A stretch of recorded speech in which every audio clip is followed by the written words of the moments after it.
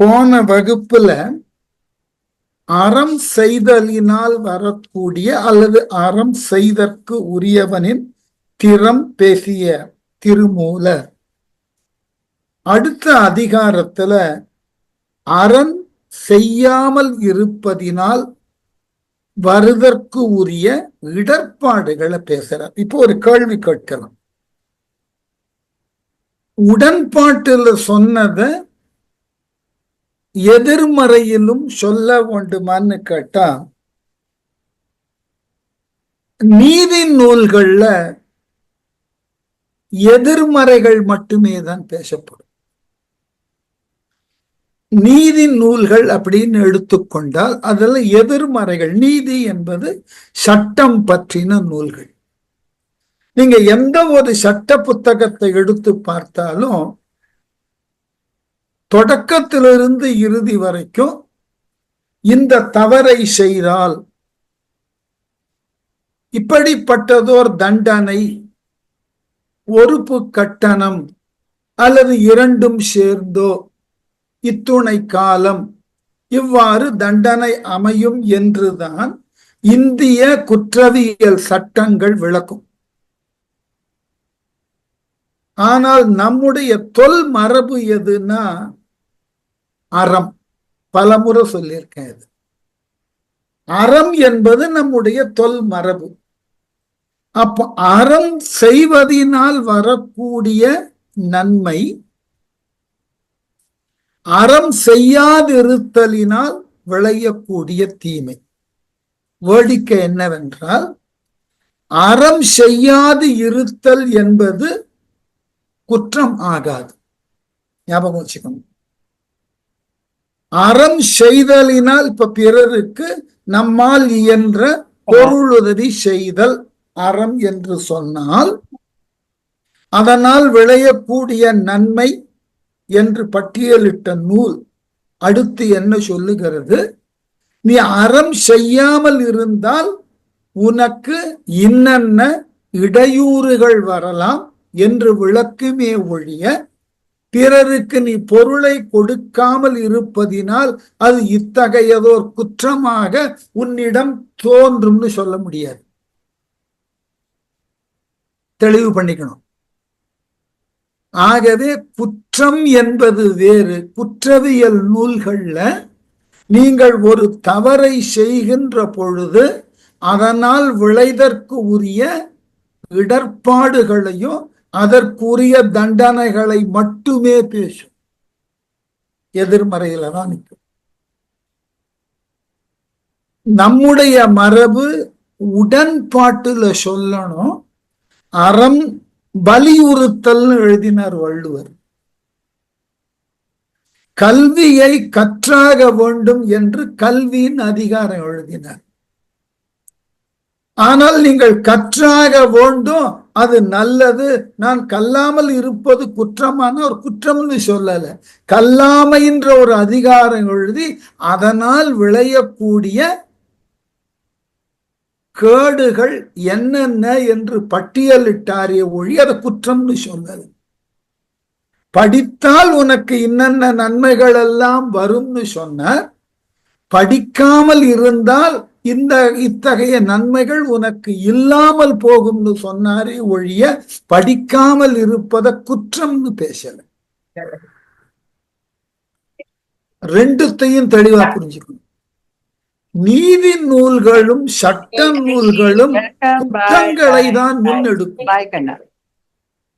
நீதி நூல்களும் சட்ட நூல்களும் குற்றங்களை தான் முன்னெடுக்கும். அறநூல்கள் மட்டும்தான் மனிதனுக்கு இன்றியமையாத வாழ்க்கை முறைக்கு உகந்த நல்ல செயல்களை முன்னெடுக்கும். ஆகவே எது முக்கியம்னா அறம் முக்கியம். அறம் எல்லாவற்றினுக்கும் அப்பாற்பட்டது. சட்டம் சூழல் கருதியும் ஆளுவோரினுடைய தகுதி கருதியும் அதற்கு கொடுக்கப்படக்கூடிய சான்றுகள் கருதியும் இந்த குற்றமானது இடத்திற்கு தகுந்தாற்போல் நபருக்கு தகுந்தாற்போல் மாறக்கூடியது. அறம் அப்படி இல்லை. அதனாலதான் தமிழ் தொல் இலக்கிய மரபுல சங்க காலத்திலிருந்து இன்று வரைக்கும் அறம் பாடுதல், அறத்தை வலியுறுத்தல், அறம் கூறுதல். பண்டைய காலத்துல அரசனுக்கு உரிய சபையில நீதி வழங்கும் சபைன்னு வைக்காமல் அறம் கூறும் சபைன்னு தான் வைத்திருந்தார். அதனால இந்த அறம் செய்யாது இருத்தலினால் வரக்கூடிய, ரொம்ப அழகா போட்டார் பாருங்க, அறம் செய்யான் திறம்னு போட்டார். செய்பவன் திறம் எப்படி இருக்கும், செய்யாதவனது திறன் எப்படி இருக்கும். உதாரணம், உடலுக்கு நலம் பயக்கக்கூடிய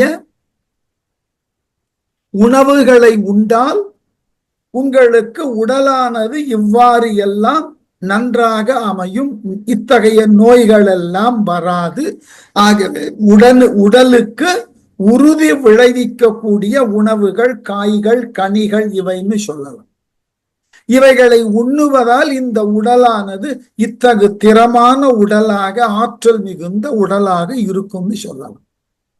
இவைகளை நான் உண்ணாமல் இருந்தால் உனக்கு இன்னென்ன ஆற்றல் எல்லாம் உடலானது பெறாமல் போகும், அவ்வளவுதான். அதை உண்ணாமல் இருந்ததினால உனக்கு பெரிய குற்றம் எதுவும் வராது. உன்னுடைய நோய் எதிர்ப்பு உன் உடலிலே குறையும். எல்லா விதமான நோய்களுக்கு உண்டான தொற்று உடனாக உனக்கு வரும். நீ எதனையும் ஆரோக்கியத்தோடு அணுகுதல் என்பது இயலாமல் போகும். பல செயல்களை முழுமையுமான ஈடுபாட்டோடு அது தொடங்கிய வேகத்திலிருந்து முடிக்கின்ற வரைக்கும் ஒரு தன்மைத்தான வேகத்தோடு செய்ய முடியாது. இதெல்லாம் குறை. சத்தான இந்த காய்களையும் கனிகளையும் உண்ணுவதினால் வரக்கூடியது இன்னென்ன நன்மைகள், உண்ணாது ஒழிவதினால் வருவதற்கு உண்டான தீமைகள்னு சொல்லாம இந்த நன்மைகள்லாம் இல்லைன்னு அது நீங்க தீமையா பார்க்கணும். இந்த நன்மை உனக்கு கிடைக்காது, அவ்வளவுதான். அது போல இந்த இடத்துல அறத்தை நீங்கள் செய்யாமல் இருந்தால் உங்கள் திறன்ல என்ன குறைபாடு ஏற்படும்? குறைபாடுதானே ஒழிய குற்றம் இல்லை.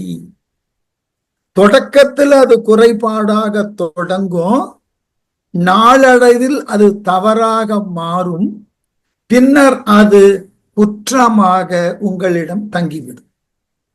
முதல்ல அது ஒரு குறைபாடாக இருக்கும். அததான் எழுதுற, எட்டி பழுத்து இருங்கனி விழுந்ததன்ன ஒட்டிய நல்லறம் செய்யாதவர் செல்வம் வட்டி கொண்டு ஈட்டியே மண்ணின் முகந்திடும் பட்டி பதகர் பயன் அறியாரே.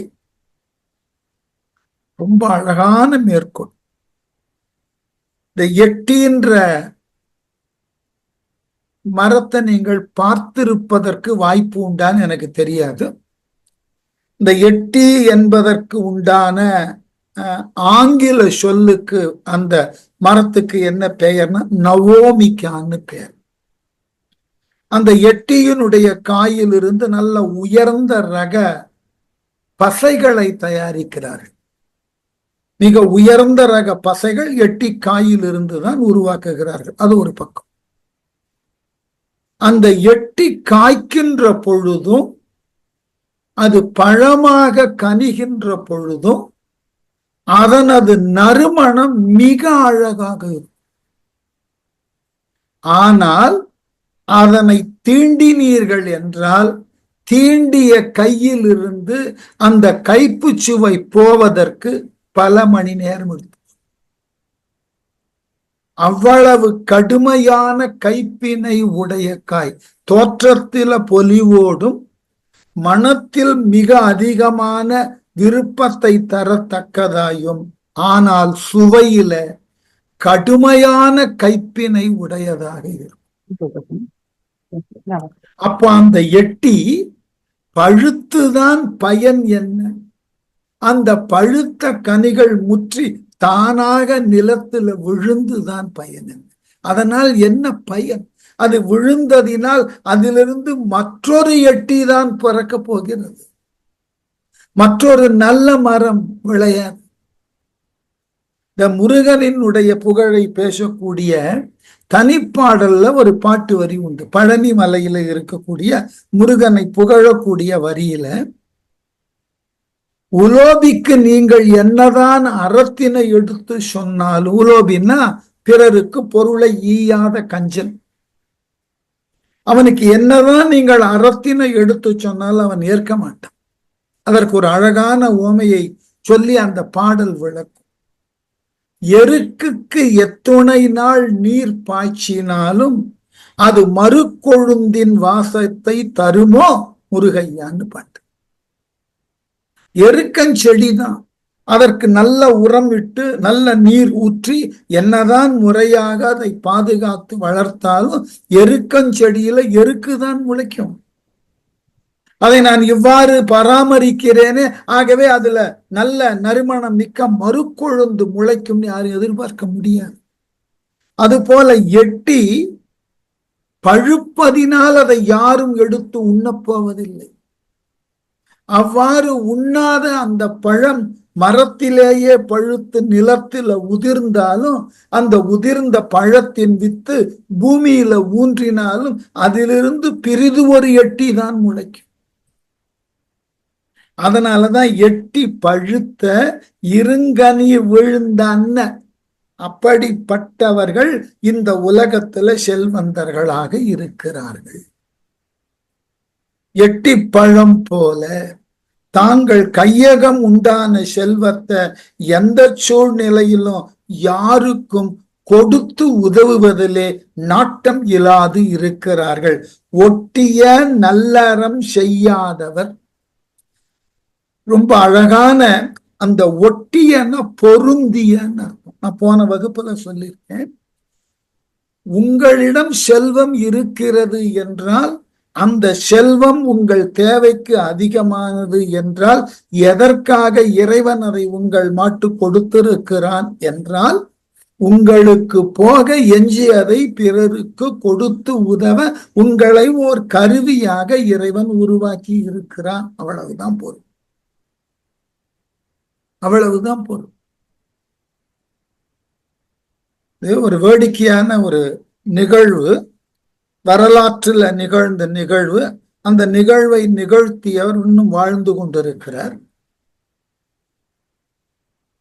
மிகச்சிறந்த நடிகரும் பட தயாரிப்பாளருமான ஜாக்கி சான் தன்னுடைய அனைத்து செல்வங்களையும் ஒரு நல நிதியாக அமைத்து அதன் மூலமாக கிடைக்கக்கூடிய பெருகக்கூடிய வருவாய பல இடங்களுக்கு உண்டான மக்களுக்கு சென்று உதவுவதாக அமைத்து விட்டார்.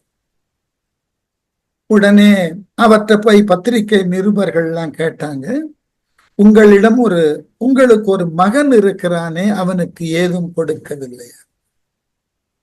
அவனுக்கு உரிய கல்வியை கொடுத்திருக்கிறேன், அந்த கல்வியின் துணை கொண்டு என்னை போல் அவன் பொருளை ஈட்ட வேண்டும், என்னை போன்று பொருளை ஈட்டுவதற்கு அவன் அறிவு பயன்படவில்லை என்றால் நான் என்னதான் பொருளை சேர்த்து கொடுத்தாலும் அதை பராமரிக்கக்கூடிய அறிவு இல்லாமல் அழிப்பான். ஆகவே நான் அவனுக்கு என்று ஏதும் கொடுக்க போவதில்லை, அவனுக்கு உரியனவற்றை அவன் உழைத்து பெற. என்ன ஒரு தெளிவான அறிவு! நம்மிடம் இருக்கக்கூடிய செல்வம் நம் தேவைக்கு மிகுதி என்றால் நம் வாயிலாக அதை பிறருக்கு கொண்டு செலுத்துவதற்கு இயற்கையோ இறைவனோ நமக்கு நம்மை ஒரு கருவியாக தேர்ந்தெடுத்திருக்கிறதுன்னு. அதை விட்டு ஒட்டிய நல்லறம்னா பொருத்தமான நல்லறம் செய்யணும். நம்மிடம் உண்டான செல்வத்தை கொண்டு பொருத்தமான அறத்தை செய்யணும். யாருக்கு உதவ வேண்டும் என்பதை ஏற்கனவே அதுக்கு திருக்குறள் சொல்லி இருக்கேன். உதவி செய்யப்பட்டார் சால்பின் வரை.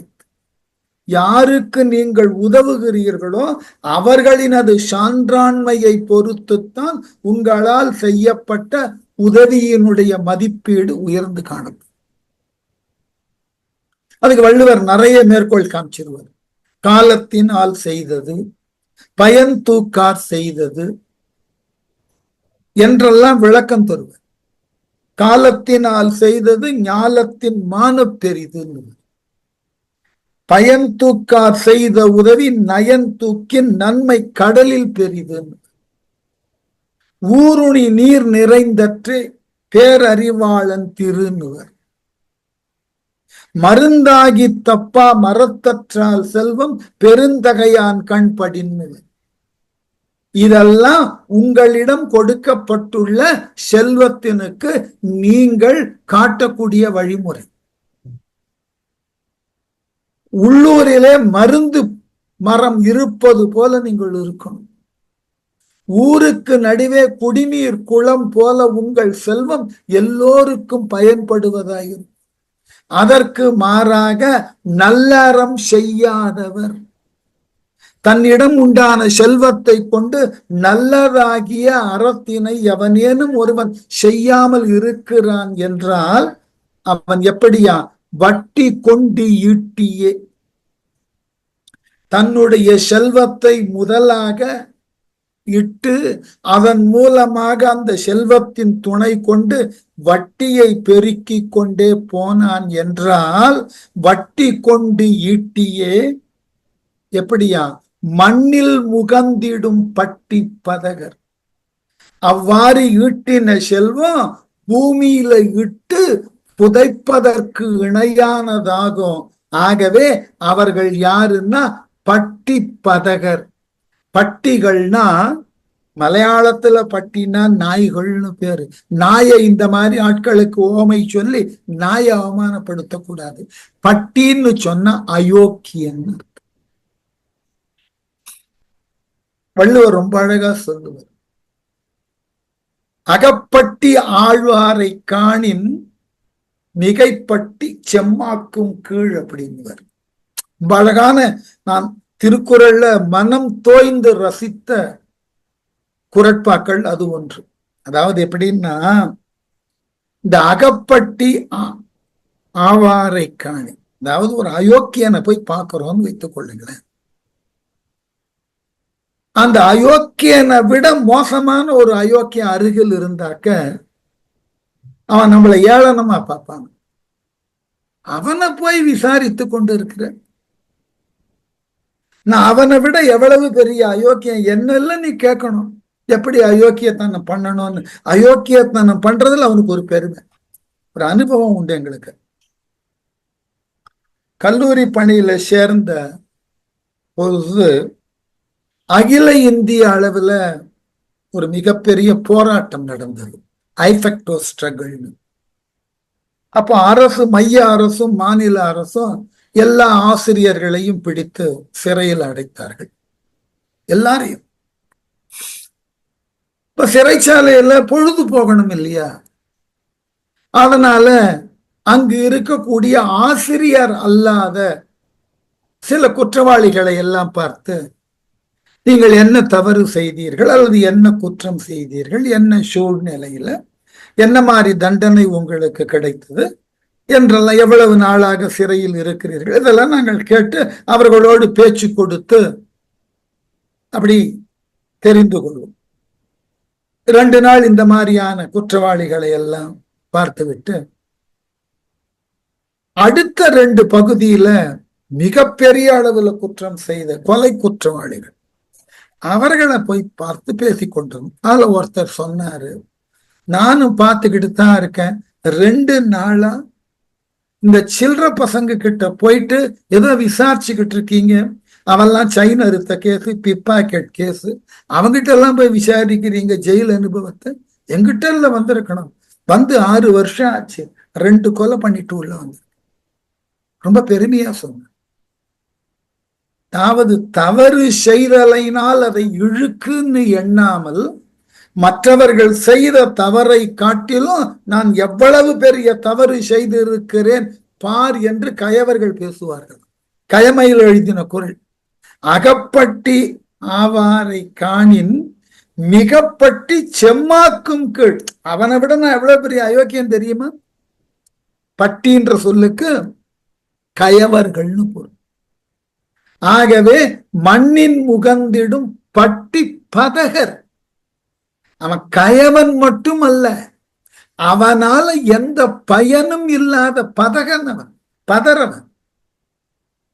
அப்படிப்பட்டவன் கிட்ட போய் செல்வம் சேர்ந்தால் அந்த செல்வத்தின் பயனே அறியாமல் அதை கொண்டு மேலும் செல்வத்தை திரட்டி திரட்டி பூமிக்குள்ள புதைத்து வைக்கிறார்களே, இப்படிப்பட்ட கயவர்களை, ஒருவருக்கும் பயன்படாது உள்ளவர்களை இந்த அறம் பார்த்து நகைக்கும். இதற்காகவா உன்னிடம் பணம்? இந்த பணத்தை கொண்டு நீ இப்படித்தான் உன்னுடைய வாழ்க்கையை அழித்துக் கொள்ளுகிறாயா? யாருக்கும் உதவாமல் இப்படி பதகனாக, கயவனாக, ஒரு பட்டியாக உன் வாழ்நாள் முழுவதும் இருப்பதினால் என்ன பயனை கண்டாய் நீ? யாராவது உன்னிடம் நெருங்குவானா? அல்லது உனக்கு ஏதாகிலும் ஒரு இடையூறுனா எவனாவது உனக்கு உதவ வருவானா? ரொம்ப காலத்துக்கு முன்னாடி ஒரு திரைப்படம் பார்த்திருக்கலாம் நீங்கள், அறிவாளின்னு ஒரு படம் வந்தது. சிவாஜி பானுமதி நடித்த படம். அதுல சிவாஜிக்கு, அதாவது அந்த கதாநாயகனுக்கு எதிர்நிலையில இருக்கக்கூடிய ஒருவன் மற்றவர்களால் பிடிக்கப்பட்டு விடுவான். உடனே எல்லோரும் அவனது பெயரை சொல்லி ஒழிக என்று சொல்லுவார்கள். உடனே கதாநாயகன் சிவாஜி அந்த கூட்டத்தை பார்த்து சொல்லுவான், சமூகத்துல ஒழிகன்ற சொல்லே சொல்லக்கூடாது. அவர் தவறு இழைத்து விட்டார் அல்லவா, அந்த தவறை திருத்தி கொள்ளுக, அந்த தவறை திருத்தி கொண்டு மனம் திருந்துகன்னு சொல்லு. ஒழிகன்ற சொல்லே சொல்லக்கூடாதுன்னு மிக உன்னதமான ஒரு கோட்பாட சினிமால சொல்லுவேன். யார் ஒருவரும் தவறு செய்கிறார்கள் என்றால் அந்த தவறை திருத்தி கொள்ளுகன்னு சொல்லணுமே ஒழிய இந்த தவறு செய்ததினால் நீ ஒழி என்று சொல்லக்கூடாது.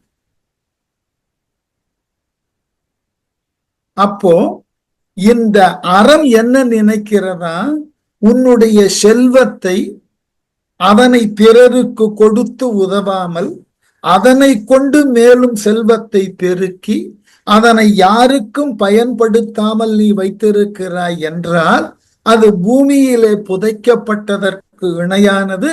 ஆகவே நீ மக்களுள் பதராக, மக்களுள் கயவனாக இருப்பாய் அன்றி வேறு எந்த விதத்திலும் உனக்கு இந்த சமூகத்தினால் மரியாதை கிடைக்காது. பெரிய விஷயம் அதுதான்.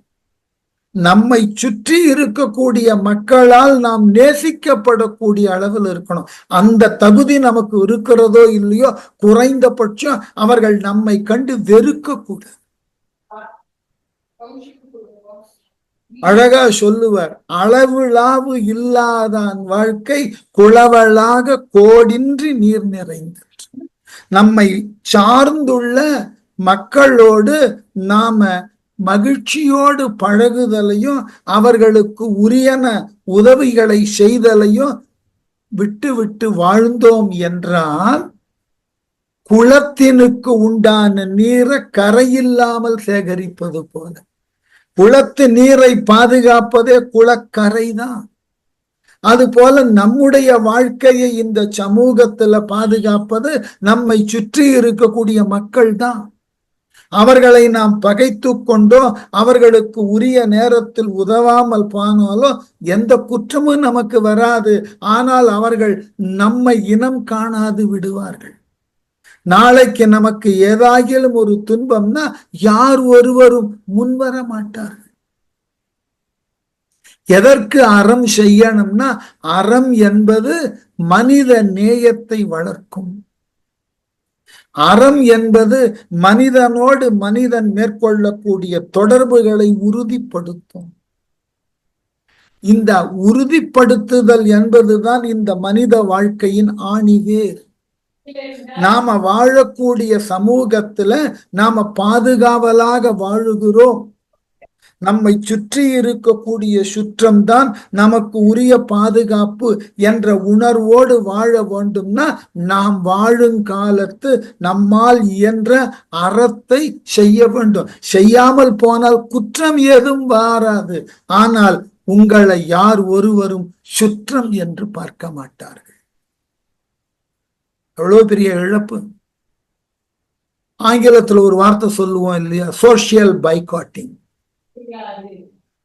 சமூகவியல் அடிப்படையில ஒருத்தரை பைகாட் பண்ணி பாருங்க, தத்தளித்து போவான். அதாவது ஆங்கிலத்தில் ஒரு அழகான மரபு தொடர் உண்டு, ஃபிஷ் அவுட் ஆஃப் வாட்டர். ஒரு மீனை தூக்கி தரையில போட்ட எவ்வாறு அது துடித்து தத்தளிக்குமோ அது போல உங்களை சார்ந்துள்ள சமூகத்தோடு நீங்கள் ஒட்டாமல் இருந்தீர்கள் என்றால் நீங்கள் சமூகம் என்கின்ற நீர்நிலையிலிருந்து வெளியே எடுத்து எறியப்பட்ட மீன் போல நீங்கள். ஆகவேதான் இயன்றவரை அறம் செய்யும். நம்மிடம் இருக்கக்கூடிய செல்வமோ நம்மிடம் இருக்கக்கூடிய நல்ல பல பொருள்களை கொண்டு நாம் இருக்கிறோம்னா இயன்ற வரைக்கும் நாம் பிறருக்கு எந்த அளவினுக்கு உதவுகிறோமோ அதனால் நம்முடைய வாழ்க்கை நாம் வாழும் காலத்தில் பிறரால் முறையாக பாதுகாக்கப்படும். மனிதனுக்கு அடிப்படை தேவை. அது இன்றைய சூழல்ல பழைய காலத்தை விட இன்றைய காலம் இந்த அறத்தை மிகுதியாக உணர வேண்டும். என்ன காரணம்? பழைய காலங்கள்ல கூட்டு குடும்பம், ஒரு குடும்பத்தின் எல்லா உறவு முறைகளும் ஒரே கூரையின் கீழ் வாழ்ந்தன. இன்றைக்கு அப்படி இல்லை, தனித்தனி குடும்பமா மாறி ஆயிற்று. Nucleus family. அறிவுரை சொல்வதற்கும் ஆள் இல்லை இளைஞர்களுக்கு. எல்லா இளைஞனும் இளைஞர்களும் தங்களுக்கு உண்டான வாழ்க்கையை தேர்ந்தெடுத்து கொண்டு தனியாக வாழுகிறார்கள். அவர்கள் இருவருமாக சேர்ந்து வாழக்கூடிய வாழ்க்கையில கூட ஒவ்வொருத்தருக்கும் தனித்த ஸ்பேசிங் வண்டி இருக்குன்னு கேட்கிறார்கள். அங்கும் ஒருவரை ஒருவர் ஆளுதலோ அதிகாரம் செய்தலோ முடியாது. அப்ப இங்கு எல்லாமே தனித்தனியான வாழ்க்கை முறையாகி போனதினால் இங்கு அனுபவத்தை எடுத்து சொல்பவதற்கு ஆளும் இல்லை. அப்படி சொன்னாலும் கேட்டுக்கொள்ளக்கூடிய நிலையில் அவர்களும் இல்லை. அப்ப வேறு வழி இல்லை. நாம் வாழக்கூடிய வாழ்க்கையில இருக்கக்கூடிய இடத்துல நம்முடைய அண்டை அயலாரோடு நாம் ஏதாகிலும் ஒரு விதத்தில் நேயத்தை கொண்டு அறத்தின் வாயிலாக நட்பினை வளர்த்தால்தான் நாளை நமக்கு ஏதாகிலும் ஒரு இடர்பாடோ இன்னலோ என்றால் அவர்கள் தாமாக முன் வந்து உதவுவார்கள். இல்லை என்றால் மண்ணுலகிலேயே நரகத்தை பார்க்கலாம். நான் வேடிக்கையாக சொல்வது உண்டு, 10 ஆண்டுகளுக்கு முன்பு வயதான பெற்றோர்கள் எல்லாம் முதியோர் இல்லத்திற்கு சென்றார்கள். நான் இப்பொழுது வேடிக்கையாக சொல்லுவேன், ஒவ்வொரு இல்லமும் முதியோர் இல்லம் என்று.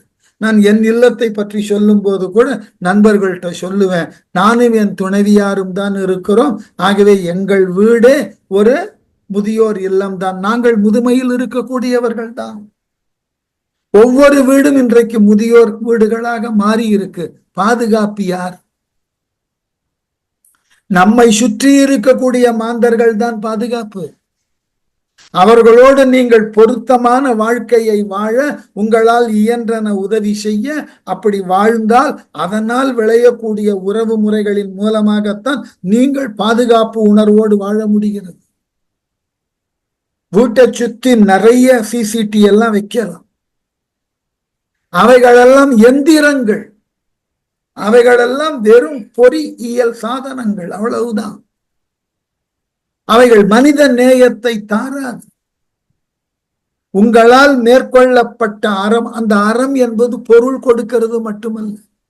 ஒருவரை நான் ஏற்கனவே சொல்லி இருக்கேன், இயல்பாக நம்மை ஒருவர் அங்கீகரிக்கிறார்னா முகமலர்ச்சியோடு அவர்களிடம் ஓரிரு வார்த்தை வணக்கம் போன்ற சொற்களை சொல்லுது. ஏற்கனவே சொல்லி இருக்கேன்னு நினைக்கிறேன். இந்த வீதியை கூட்டக்கூடிய அந்த துப்புரவு தொழிலாளர்கள், அவர்களுக்கு அந்த பொங்கல், தீபாவளி போன்ற நாட்கள்ல அவர்கள் ஒரு நிறுவனத்தின் கீழே பணியாற்றுகிறார்கள். இருந்தாலும் நம்ம அன்பின் காணிக்கையாக ஏதாவது கொடுக்கணும்னு கொடுத்ததுனால அவர்களுக்கு என் பேர்ல கொஞ்சம் ஈடுபாடு உண்டு. பார்த்தால் வணக்கம் சொல்வார்கள். 2 முறை அவர்கள் வணக்கம் சொல்லினார்கள். 3ஆம் நாளிலிருந்து அவரை பார்க்கின்ற பொழுது நான் வணக்கம் சொல்ல ஆரம்பிச்சிட்டேன். அப்போ அவர்கள் மிக நேயத்தோடு நம்மையும் ஒருவன் இனம் கண்டு வணக்கம் சொல்லுகிறான் என்ற நட்போடு அவர்கள் பார்க்கிறார்கள். நாளைக்கு என்னுடைய வயோதிகத்தின் காரணமா நான் போற பாதையில கொஞ்சம் தளர்ந்து கீழே விழுந்தா கூட பத்திரமா என்னை வீட்டுல கொண்டாந்து சேர்த்துருவாங்க. அவ்வளவுதான். இது ஒன்றுதான் அறம்.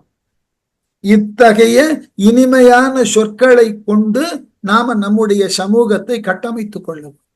அறம்னா பொன்னும் பொருளும் கொடுக்கிறது மட்டுமல்ல, ஒருவரை முறையாக அங்கீகரித்தல்,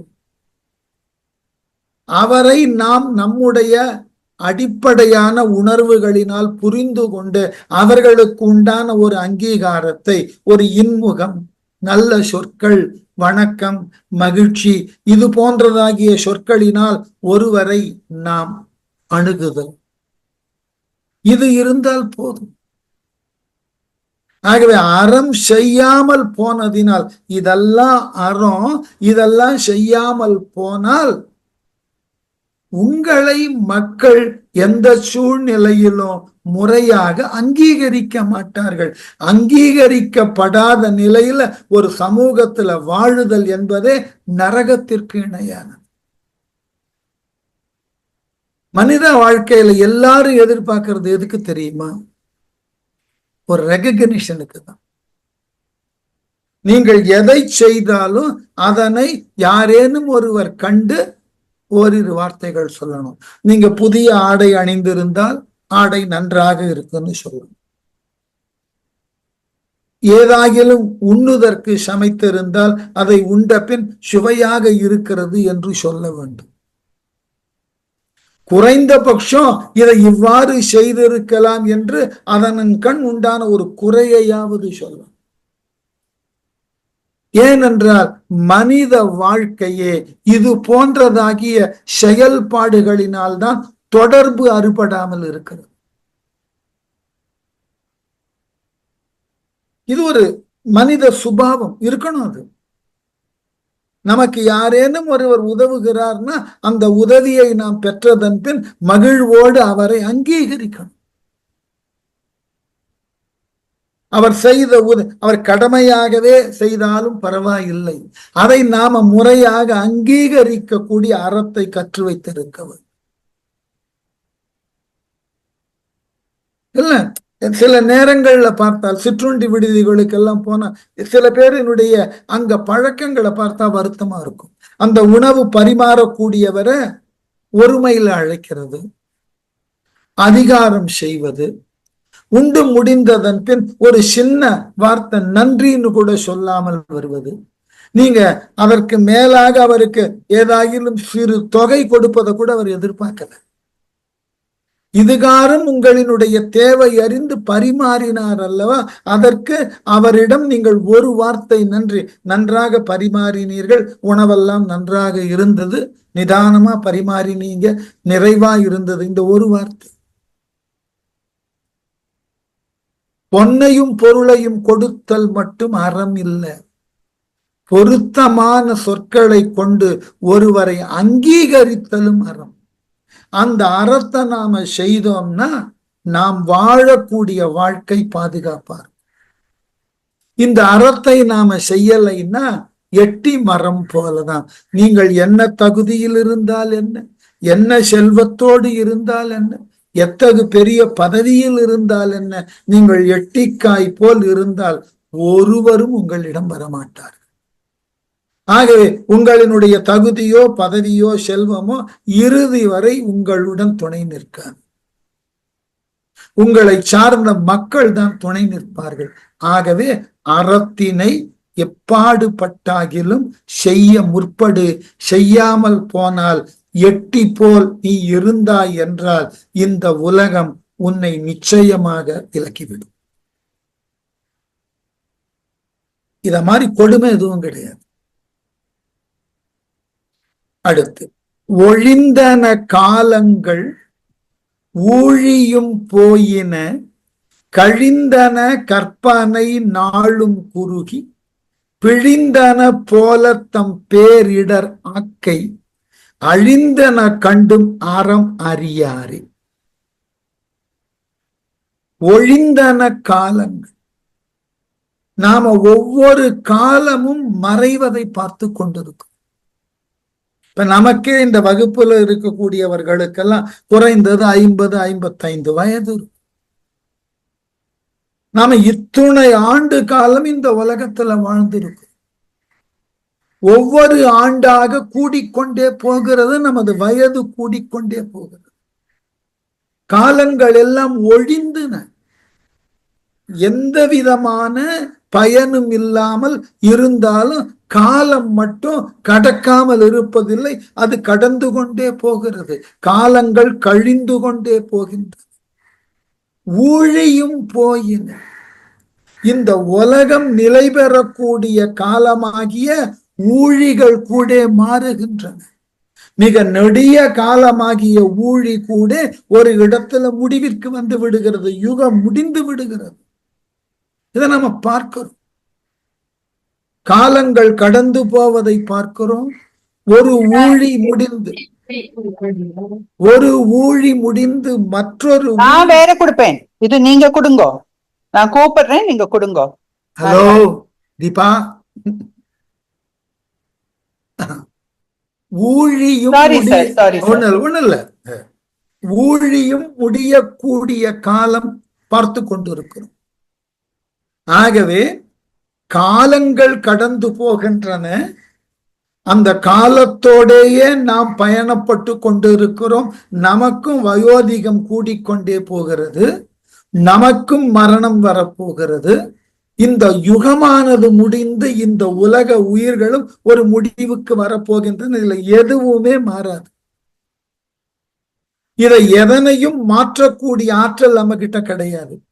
கழிந்தன கற்பனை நாளும் குறுகி, நீங்கள் நினைத்த எண்ணங்கள், நீங்கள் கற்பனையாக உருவாக்கி வைத்திருக்கிறீர்களே பல சிந்தனைகள், ஏதொன்றும் நடக்கப் போவதில்லை. கழிந்தன கற்பனை, நீங்கள் ஒன்றன் பின் ஒன்றாக உங்கள் உள்ளத்திலே உருவாக்கி இருக்கக்கூடிய கற்பனைகள் யாவும் உருப்பெறாமலேயே அழிந்து போய் கொண்டிருக்கின்றன. நீங்கள் செய்வதெல்லாம் வெறும் கற்பனை தான். அதற்கு ஒரு உருவமோ அதனை ஒரு முழுமையுமாகவோ உங்களால் பார்க்க முடியாது. நாளும் குறுகி, மெல்ல மெல்ல உங்கள் வாழ்நாள் குறுகி கொண்டே வருகிறது. நீங்கள் கற்பனையோடு இப்படி வாழலாம், அப்படி வாழ முடியும் என்றெல்லாம் நீங்கள் எண்ணிக்கொண்டிருந்தாலும் அந்த கற்பனை எந்த விதமான பலிதமும் ஆகாமல் உங்கள் வாழ்நாள் மெல்ல மெல்ல மெல்ல குறுகி கொண்டே வருகின்றது. அதோடு பிழிந்தன போல தம் பேரிடர் ஆக்கை, அதாவது உங்கள் உடலை பிழிந்து போட்டது போல பசி, பிணி, பகை போன்றவற்றினால் பெரிய துன்பங்கள் உங்களை தொடர்ந்து வருத்துகின்றன. உங்களினுடைய நாளானது முடியக்கூடிய நேரம் வருகிறது. பேரிடர் ஆக்கை அழிந்தன, இது எல்லாம் நீங்கள் தினம் பார்க்கிறீர்கள்.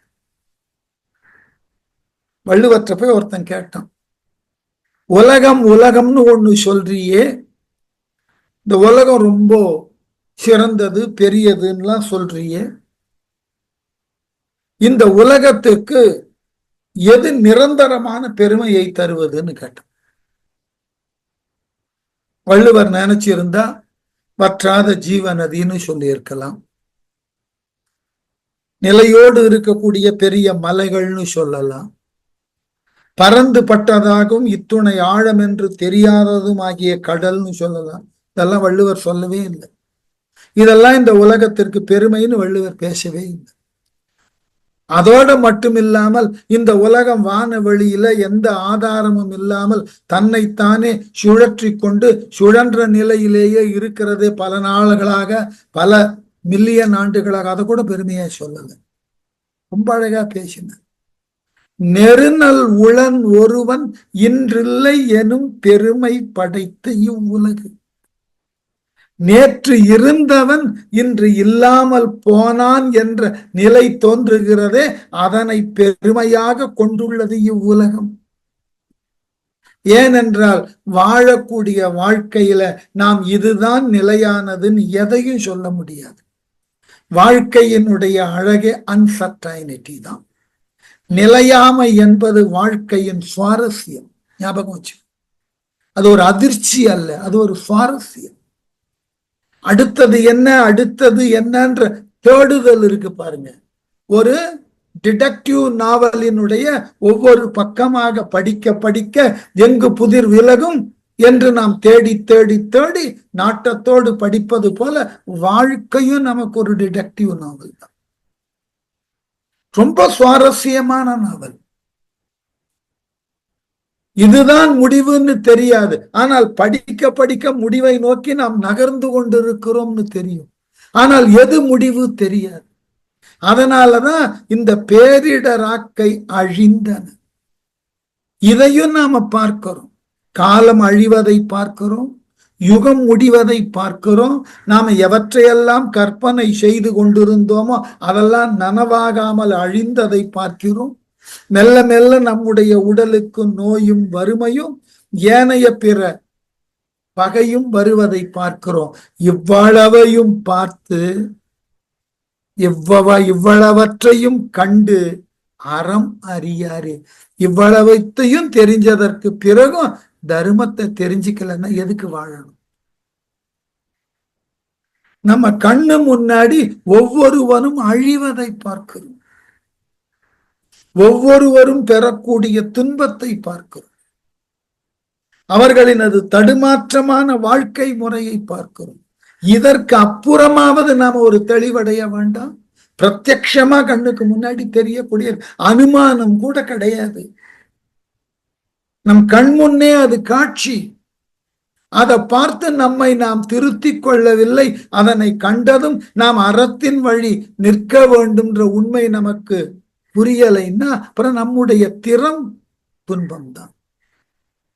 அறத்தினை நீங்கள் எண்ணாமலும் செய்யாமலும் இருந்தால் காலங்கள் உன்னை விட்டு போகும். உங்கள் கற்பனைகள் எல்லாம் நனவாகாமல் போகும். உங்கள் உடலுக்கு நோய் பற்றும், வறுமை வந்து எய்தும். உங்களால் எதனையும் செய்ய முடியாது. ஏன் என்றால் அறம் என்பதை நீங்கள் மறந்தால் இவையெல்லாம் உங்களுக்கு பெரியதோர் சுமையாக இருக்கும். அதனாலதான் எங்கேயாவது திருமந்திரம் இதையெல்லாம் செய்வது சட்டம்னு சொல்றாரா பாருங்க. இதையெல்லாம் நீ செய்ய வேண்டும், இதுதான் நீதின்னு சொல்றாரு. அதெல்லாம் இல்லை, அறம் அது. எந்த சட்டமும் எந்த நீதியும் சொல்லாது உன்னிடம் உண்டான செல்வத்தை பிறருக்கு கொடுன்னு சட்டம் போட்டெல்லாம் கொடுக்க முடியாது. நீதி பரிபாலனம் பண்ணி சொல்ல முடியாது. என் செல்வம் நான் என்ன வேணா பண்ணுவேன் சொல்லலாம். அத தப்பான வழியில செலவு பண்ணாமல் இருக்கேனா அதனால சமூக கேடு ஏதும் வராமல் இருக்கா, வேண்டுமானால் நீதிக்கும் சட்டத்திற்கும் அது குறையாகப்படலாம். அதெல்லாம் ஒண்ணும் பண்ணலையே, நான் யாருக்கும் கொடுக்காமல் இருப்பேன், அது என் சுதந்திரம். அதை நீங்கள் தண்டனைக்கு உரிய குற்றமாக மாற்ற முடியாது, உண்மைதான். ஆனால் அறம் அதை தண்டிக்கும். உன்னிடம் இருக்கக்கூடிய செல்வம், செல்வத்து பயனே ஈதல். வள்ளுவர், உன்னிடம் எதையெல்லாம் செல்வம் என்று கொண்டு இருக்கிறாயோ அதை பிறருக்கு கொடுப்பதற்கு தான் உங்ககிட்ட அவ்வளவு கொடுக்கப்பட்டிருக்கு. நான் பலமுறை சொல்லி இருக்கேன் இதே வகுப்பு. நான் கற்றவைகளை எல்லாம் ஏதாயிலும் பயன்பாடு உடைய அளவில் பிறருக்கு கொடுப்பதற்கு ஒரு வாய்ப்பு உருவாக்கப்பட்டதில்லை. அதற்கு இந்த காலத்திற்கும் இந்த முயற்சியில் ஈடுபட்ட நண்பர்களுக்கும் பெரிய அளவில் நன்றி சொல்லும். இது ஒரு அழகான விஷயம். நாம் தெரிந்து கொண்டது அல்லது நான் தெரிந்து கொண்டதை பிறரோடு பகிர்ந்து கொள்ளுதல் என்பது ஒரு அழகான அனுபவம். இந்த அனுபவத்தை நாம என்ன தேடினாலும் கிடைக்காது. அது தானாக நம்ம கிட்ட வந்திருக்குன்னா அதை விடலாம். கேட்பதில் உங்களுக்கு என்ன அளவிற்கு ஆர்வமும் ஈடுபாடும் மகிழ்ச்சியும் இருக்கிறதோ அதை விட ஒரு படி எனக்கு அதிகமான ஆர்வமும் ஈடுபாடும் மகிழ்ச்சியும் இருக்கு. என்ன காரணம் தெரியுமா? நடைமுறை உலகத்துல யார் சொல்லி யார் கேட்க போறா? யோசிச்சு பாருங்க. எனக்கு எவ்வளவு பெரிய சந்தோஷம், நான் சொல்றதை கேட்கறதுக்கு இத்தனை பேர் இருக்கீங்களே. எவ்வளவு பெரிய நிறைவான ஒரு வாழ்க்கை. இதைத்தான் திருமந்திரம் அறம்னு பேசுகிறது. உனக்கு உரியனவற்றை எது உனக்கு தெரியுமோ அதை பிறரோடு பகிர்ந்து கொள்ளது. பொன்னோ பொருளோ கருத்தோ அறிவோ அனுபவமோ எதா வேண்டுமானாலும். அந்த பகிர்தல் என்பது மிகப்பெரியதாகியதோர் அறம். அதனால இவற்றை செய்யாமல் அறம் அறியாமல் நம் கண்முன்னே எல்லாவற்றையும் பார்க்கிறோம். நம் கண்முன்னே எல்லாம் அழிவதை பார்க்கிறோம். காலங்கள் கடந்து போவதை பார்க்கிறோம். யுகங்கள் முடிவதை பார்க்கிறோம். ஆண்டொன்று போக வயதொன்று கூடுவதை பார்க்கிறோம். இவ்வளவும் பார்த்தும் நாம் ஏன் அறத்தினை செய்யாமல் இருக்கிறோம்? இவற்றை செய்யாமல் இருந்தால் மேலே சொன்னதெல்லாம் நமக்கும் வரும் அல்லவா? அறம் அறியார் அண்ணல் பாதம் நினையும் திறம் அறியார் சிவலோக நகர்க்கு புறம் அறியார் பலர் பொய்மொழி கேட்டு மரம் அறிவார் பகை மன்னி நின்றாரே. எனக்கு வேற ஒருத்தருடைய பாட்டு இந்த இடத்துல சொல்லணும்னு ஆசை. குருஞான சம்பந்தர்னு தர்மபுர ஆதீனத்தினுடைய நிறுவனர், நல்ல மிகச்சிறந்த சிவஞானம் பெற்றவர். அவர் வேடிக்கையாக ஒரு இடத்துல எழுதுகிறார்,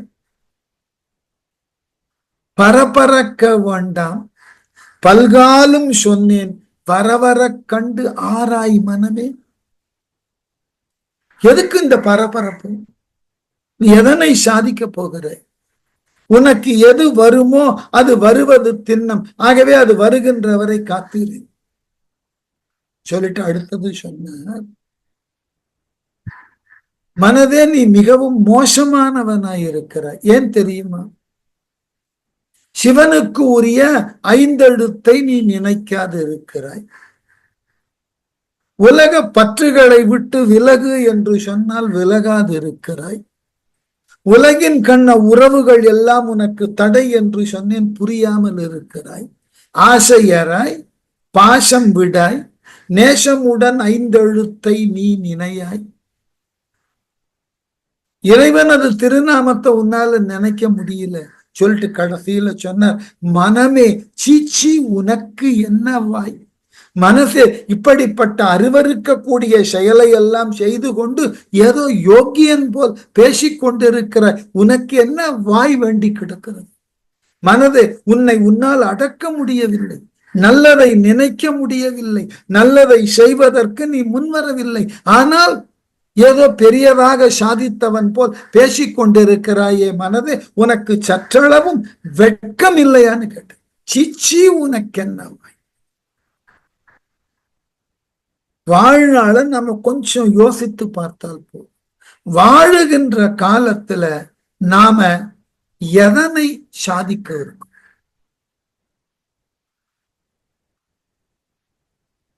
இத்துணை காலம் வாழ்ந்திருக்கோம். இந்த வாழ்ந்த காலங்கள்ல ஒரு மீள்பார்வை. நாம் இது நாள் வரைக்கும் இப்படிப்பட்ட வாழ்க்கையை கடந்து வந்தோமே, நம்மால யாரேனும் பயன் பெற்றார்களா? நாம பிறரால் எந்த அளவினுக்கு பயன் பெற்றோம்? அந்த பெற்ற பயனோடு நாம் பிறருக்கு பயன் உள்ளவர்களாக அதே அளவினுக்கு இருந்தோமா? அதே அளவினுக்கு இருந்தாலே போதும். நாம் பிறர் மாட்டு என்ன பயனை பெற்றோமோ அதனால் நம் வாழ்க்கையினுடைய தரமும் திறமும் கூடிற்று என்றால் நாம் நம்முடைய உழைப்பையும் நம்முடைய அறிவையும் பிறரது வாழ்க்கை தரமும் திறமும் உயருவதற்கு என்ன செய்தோம்? ரெண்டும் சமமா இருந்தாலே போதும்.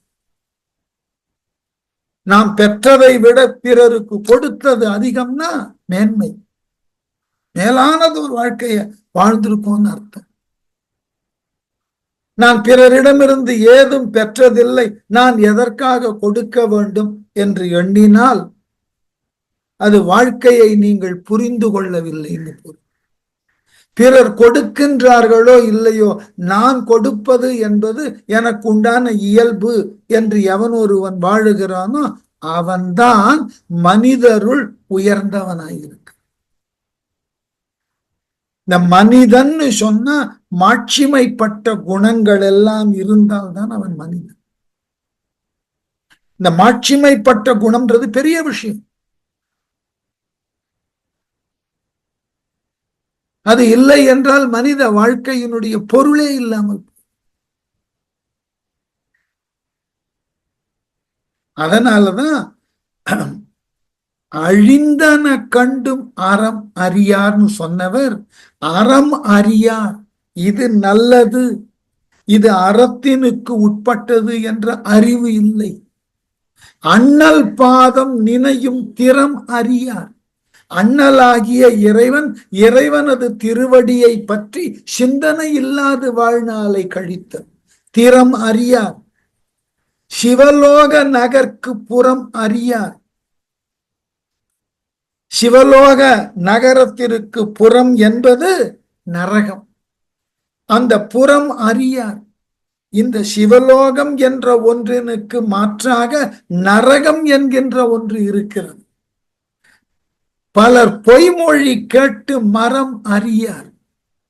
பிறரால் சொல்லப்பட்ட பொய்யான தத்துவங்களை கேட்டு எது சரியானது என்று முறையாக தெரியாமல் வாழ்நாளை கழிப்பவர்கள் அறியார். பகை மன்னி நின்றாரே. இப்படி மேலான செயல்பாடுகளினால் தங்கள் வாழ்க்கையை வாழ பழகி கொண்டவர்கள் என்னாகும்? அறத்தின் வழி நிற்காமல் பகை மன்னி நின்றாரே. இந்த உலக வாழ்க்கையே அவர்களுக்கு ஒரு பகையான ஒன்றாக மாறக்கூடிய அளவிலே வாழ்நாளை அவர்கள் பெற்றிருப்பார்கள். வாழ்நாள பகையாக்கிக்க கூடாது. வாழுகின்ற நாள் வரைக்கும் இந்த வாழ்க்கையை சுவையாக சுவாரஸ்யமா மாத்தி,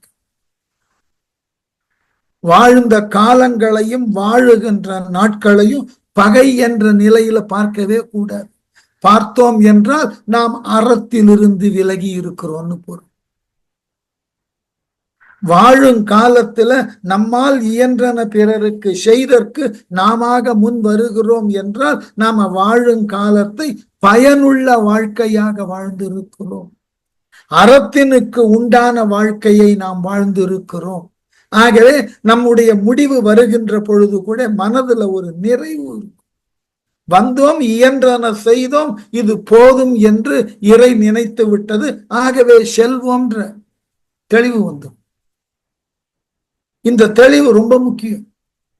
நான் மீண்டும் மீண்டும் சொல்லுவது, இந்த திருமந்திரத்தின் மூலமாக தெரிந்து கொள்ள வேண்டியது, தவிர்க்க முடியாதது மரணம். அதை நீங்கள் எப்படி அணுகுகிறீர்கள் என்பதுதான் உங்களினுடைய திறன். நீங்கள் திருமந்திரத்தை முழுமையுமாக கற்று துறை போக உணர்ந்து அதன் வழி நின்றாலும் மரணத்தை விட முடியாது. மரணம் வந்தே தீரும். அது தவிர்க்க முடியாத ஒன்று. ஆனால் அதை எப்படி அணுகுதல் என்கின்ற அறிவும் ஆற்றலும் இந்த திருமந்திரம் கற்றுக் கொடுக்கும். அதை நாம முறையாக கற்றுக்கொண்டோம் என்றால் வாழும் காலத்தை மகிழ்வோடு வாழலாம். நம்மால் படைக்கப்பட்ட அல்லது நம்மால் உருவாக்கப்பட்ட எல்லா உயிரினங்களையும் பாருங்கள், அவைகளினால் பிறருக்கு பயன் இருக்கு. நம்ம வீட்டுல ஒரு சின்ன கருவேப்பிலை செடியை வளர்த்து பாருங்க. அது நன்கு செழித்து வளர்ந்து மரமானதன் பிறகு அதை எத்துணை பேர் வந்து விரும்பி கேட்பார்கள். எல்லாருக்கும் கொடுக்கிறோம். வாங்கி கொண்டு செல்பவர்கள் சொல்லுவார்கள், உங்கள் வீட்டு கருவேப்பிலையில இருக்கிற மனம் போல வேற எதுவும் இல்லை. அது கருவேப்பிலையின் மனம் அல்ல, உங்களால் கொடுக்கப்பட முடிகிறது என்கின்ற குணத்தின் வெளிப்பாடு கருவேப்பிலையின் மனம். ஞாபகம் வச்சு, அதுக்குன்னு தனி மனம் இருக்கிறது ஒரு பக்கம். அது உயர்ந்தது, சிறந்தது, மேலானதுன்னு எப்ப எண்ணுகிறார்கள்னா அதை நீங்கள் பிறருக்கு மறுக்காமல் கொடுப்பதினால் உணர்கிறார். அதுதான் அதனுடைய தனித்துவம், அதுதான் அதனுடைய சிறப்பு. இதை அடிப்படையாக உணர கத்துக்கணும். பிறருக்கு கொடுப்பது என்பது எவ்வளவு பெரியதாகிய பயன். அதனாலதான் இந்த பகை மன்னி நின்றாரே, இந்த மேலே சொல்லப்பட்ட அறத்தினை அறியாதும் அண்ணலாகிய இறைவனது திருவடியை உணராதும் சிவலோகத்தினுக்கு புறம்பாக பிரிது ஓர் நரகு இருக்கிறது என்பதை உணராமலும் பிறரால் சொல்லப்பட்ட பொய்யானவற்றை கேட்டு அவைகளே சரி என்று உணரக்கூடிய நிலையிலும் நீங்கள் இருந்தால் உங்கள் வாழ்நாளில் இதனை காட்டிலும் பகை என்பது பிரிது ஒன்று இல்லை. சரியா? இன்று இதோடு நிற்கட்டும்.